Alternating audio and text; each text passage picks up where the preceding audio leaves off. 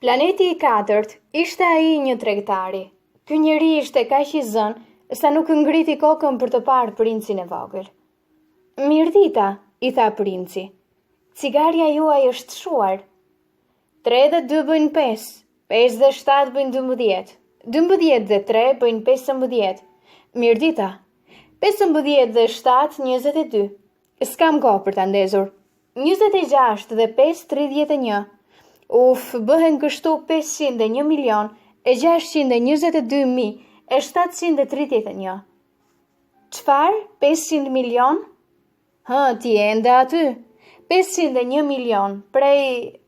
se di më, kam kaq shumë punë. Nuk kam kohë të merre me dokra. 2.500. Çfarë janë këto 500 milion? Përsëriti princi i vogël, i cili s'hiqte asnjëherë në jetën e tij dorë prej një pyetjeje që bënte. Tregtari ngriti kokën. Që prej 54 vjetësh që banoj në këtë planet, kam gabuar vetëm 3 herë në llogari. Hera e parë ishte para 22 vitesh, nga një zhuzhak i cili kishte rënë zoti e di se ku. Ai përhapte një zhurmë të tmerrshme dhe nga zhurma e tij bëra 4 gabime në llogaritje.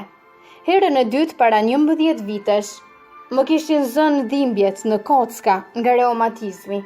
Edhe herën e tretë, ja tani, po thoja pra 501 milion. Çfarë janë këto milion? Tregtari e kuptoi se duhej t'i përgjigjej princit të vogël. Miliona, gjëra të këtilla që i sheh ndonjëherë në qiell. Miza? Jo, nga ato që ndriçojnë. Xixellonja? Jo, janë të praruara, që bëjnë të ndërrojnë për tacët. Por unë jam serioz, unë s'kam kohë të ndërroj.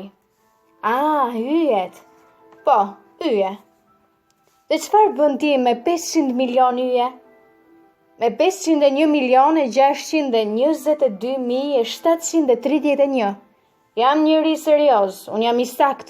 Asgjë, janë pronë e imja. Yjet? Po. Por unë kam takuar një mbret i cili pretendonte se yjet ishin pjesë e mbretërisë së tij, tha princi i vogël i habitur nga mendësia e tregtarit.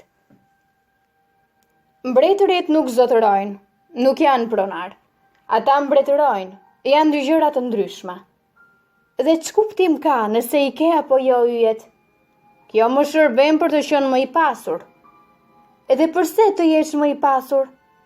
Që të blej yje të tjera që nuk janë zbuluar akoma, por që mund të zbulohen një ditë. Ky, tha me vete princi i vogël, më duket më i dehur se pianeci im, ndërkaq i bëri një pyetje tjetër. Me ç'të drejt mund t'i zotërosh ti yjet? Po përse të mos i zotëroj? Më thuaj ti, a e di se të kujt janë ata? Unë e vrikos tregtari. Nuk e di, të askujt. Atëherë ato më përkasin mua, sepse unë mendova i pari për këta. Edhe kaq mjafton të përkasin ty? Sigurisht, kur ti gjen një diamant që s'është i asnjërit, ai bëhet i yti. Ideja që ty të lind më së pari para të tjerëve është e jotja, edhe unë kam yjet. Asnjëri para meje s'ka ndruar që ti ketë. Dhe çfarë bën ti me yjet? Unë i numëroj dhe i rinumëroj, tha tregtari. Është e vështirë, por unë jam njëri serioz dhe i numëroj me seriozitet. Princi i vogël nuk po e kuptonte. Unë nëse kam një shall, mund ta vë rreth qafës time edhe e marr kudo që shkoj. Unë nëse kam një lule, mund ta këpus edhe ta marr lulen time me vete, por yjet nuk mund t'i marrësh, nuk mund t'i mbledhësh. Jo, por mund t'i vendosësh në bank. Nuk të kuptoj. Kjo do të thotë se numrin e yjeve që kam në pronësi, unë e shkruaj në një flet, e pastaj e mbyll me çelës së një sirtar. Kjo është e gjitha? Po, kjo është e gjitha dhe kaq mjafton. Çfarë marrësie po dëgjoj, mendoi princi i vogël. Tingëllon poetike, por s'është shumë serioze. Princi i vogël për seriozitetin kishte një mendim krejt të ndryshëm, nga ai i të rriturve. Unë, tha ai, edhe pse zotëroj një lule, e u jis për ditë, Zotëroj 3 vulkane që i pastroj çdo javë. Unë pastroj gjithashtu edhe atë vulkanin që është i shuar e duket sikur nuk vlen. S'dihet kurrë që mund të ndodh. Mirëmbajtja është e nevojshme për vulkanet e mia dhe gjithashtu është e nevojshme edhe për lulen që unë zotëroj. Por ti s'je i nevojshëm për yjet. Tregtari hapi gojen, por s'dinte si t'i përgjigjej Princit të vogël. Princi i vogël u largua.